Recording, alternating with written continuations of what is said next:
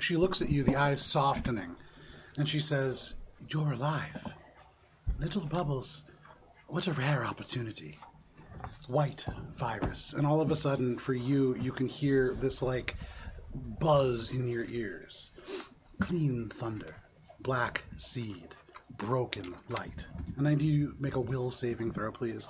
And everybody else, as you see suddenly the vines and parts of this plant begin to move and shift, go ahead and roll initiative. Oh, shit. 16. She still hasn't seen me, has she? Okay. This is going to get really interesting. No, as far as you know, you are very well hidden. Okay. And she rolled terrible. Okay, cool. Cool. We like that. And you guys just keep track of your initiative for 1 second. But the world fades to you. Give me one moment.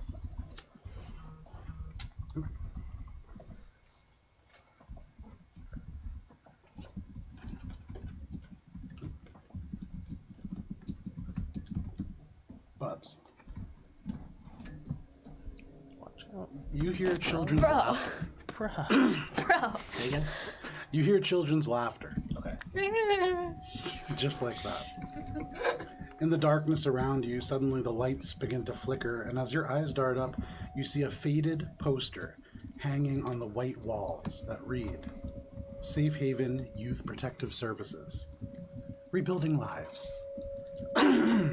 On the poster, you can see the overworked but well-meaning social worker who their own anxiety often got in the way of them doing a good job. Smiling out from this poster, somebody has drawn a mustache across them in purple crayons. You remember this poster well, although not really from where.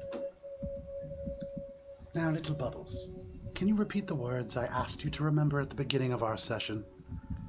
You turn your head and look across a familiar faux wooden table that you remember being in the Safe Haven day room. Sitting across from you is a younger Jade Brunaei. She wears a crisp black lab coat, and on it there is a silver bar pin over the left breast that reads SRG002. She wears a pair of black glasses that project data screens down as holograms instead of lenses. You see data fly across the screen. Go ahead, Bubbs, make an intelligence check. You begin to think, calling for those words. An 8 plus... That's 9. Oh, 9 plus... Intelligence? Every point Yes. counts. Wait a minute. If you rolled a 9, every point. Just 9. Yeah, just 9. Just 0. 9? Yeah, it's 0. There it is. You reach, you scrape towards the back of your mind. Colors. Weather. You can't remember the words. Unfortunate, Bubbs. Give me one moment. Ruler to the knuckles. Around you, that sourceless children's laughter dies down. In, from this door that suddenly appears as if a spotlight shines on it from the dark, enters an older human man, perhaps 70 or so. He is immaculately dressed in a similar black lab coat, though under SRG002 there is another pin. This one reads, Dr. Maldross. His hair is auburn and cut close to the head, with flecks of gray only just beginning to poke through. You can see the hawkish eyes set back slightly, the nose crooked. How has he progressed mentally? You can see now Jade turns.